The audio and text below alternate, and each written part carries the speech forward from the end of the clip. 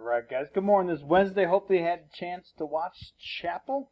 Hey, we're still in the very back of the book, those funny R pages. But we're gonna start talking today about the United States, but then we're gonna start talking about the world, and especially Europe today, which is on page R11. Now, on the top map, it kind of has a big picture, and Europe has so many smaller countries that if you look at the very bottom of page R11, you got kind of a blown up picture of Europe. That's going to help you in today's assignment. But for now, let's go back to landlocked, right?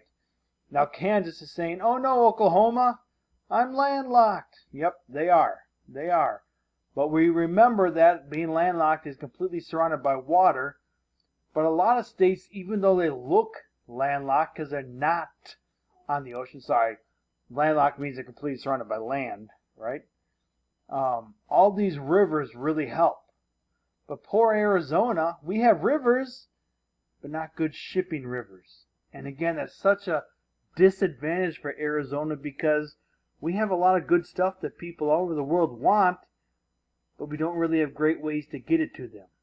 We can put them on semis and an airplane, but it costs so much more money, and it would save so much money if we could just put it on a river and get it to the ocean. We can't.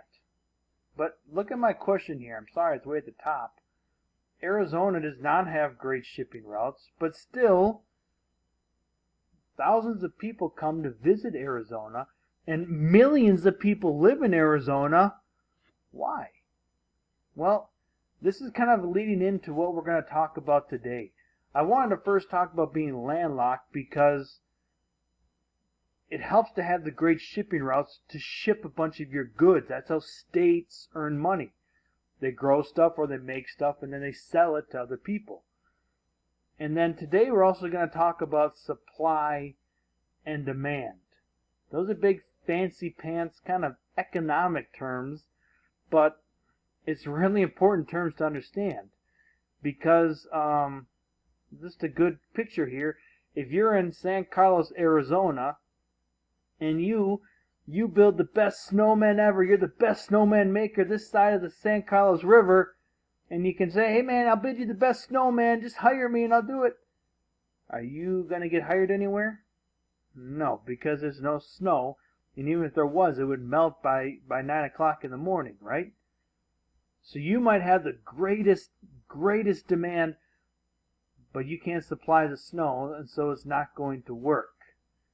Well, we don't have great shipping routes to sell our stuff to other places, but a lot of people come to us. Here's why. San Carlos, or I should say the state of Arizona, is the only place that can supply some of the most beautiful scenery in the country. In fact, we have Saguaro National Park, and we have saguaros around here. Saguaros are incredibly rare. Remember when I talked about living in Moline, Illinois? There's no saguaros there. Not a single one. And so if you want to see saguaros, you have to come to basically two states, New Mexico and Arizona, or go down to Mexico. We have the supply of saguaros, and if people really want to see a saguaro and they demand to see it, they have to travel to Arizona. So that's why some people come. Here's another reason. Well, again, the great views and the pretty sunsets and things, right? We have some of the most beautiful scenery with our cliffs and our mesas, and we have these guys, right? And the Phoenix Zoo, right? There's not a lot of places that have zoos or beautiful national parks.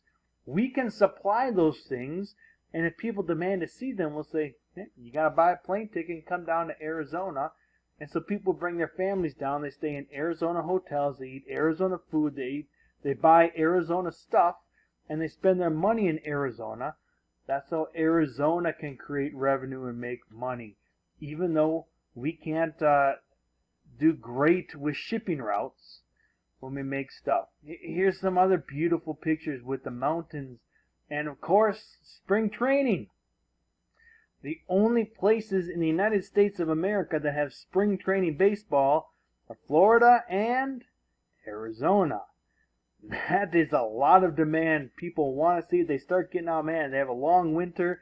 They got to see the Diamondbacks. They got to see their team play. Mr. Munstock has to see the Cubbies play right. And so people buy plane tickets and they come down to Arizona because we're one of the only two places that can supply spring training baseball. Take a look at these temperatures. Take a look right here, especially in January, February, March. I know we're in October, but this is when you have a bunch of what we call snowbirds come down to live in Phoenix. These are the temperatures in Phoenix, and this is beautiful weather. Nice and fairly cool, what people temperatures like to be in, right? Where I grew up in Illinois, the temperatures for January, February, March are literally freezing. I mean, literally, it's underneath 32 degrees, which means if you'd have water outside, it would freeze.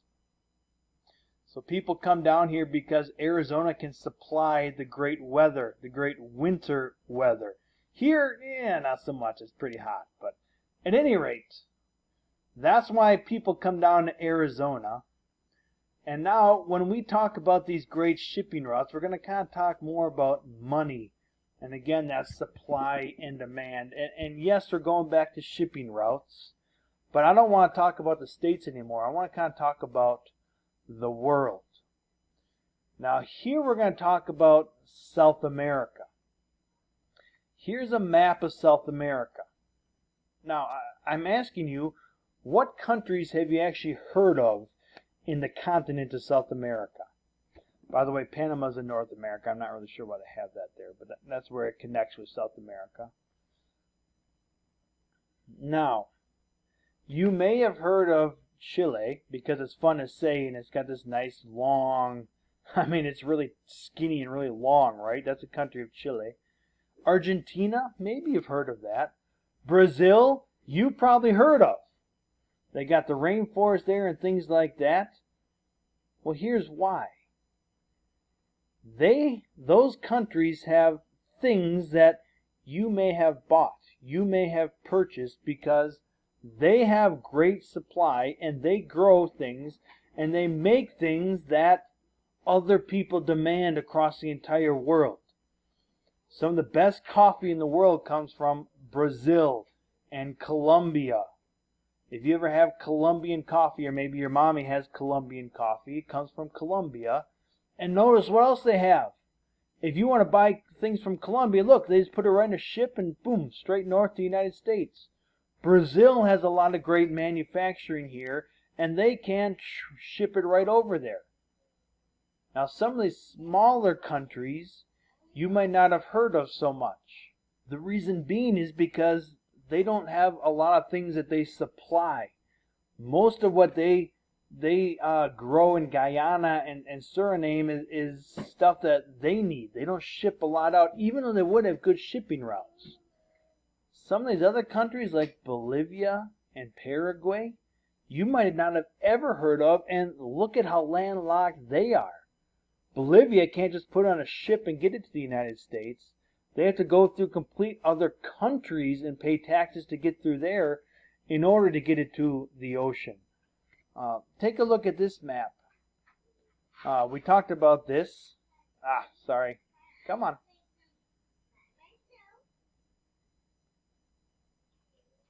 Apparently it needs to come up 100 times. But take a look at this. There's South America like we talked about. It's because, notice, this is again that country of Brazil and Argentina down here. They have great shipping routes and they can get to anywhere in the world they want. And notice it's all following the water. They can grow a bunch of stuff, they can make it a bunch of stuff, and they can sell it anywhere in the world because they can supply things. And if people in Korea or China demand it, they'll say, yep, we got it. You pay the right price and we'll ship it right to you on the ocean. That's called supply and demand. Now, here's your assignment. You might not know a whole lot about the continent of Europe.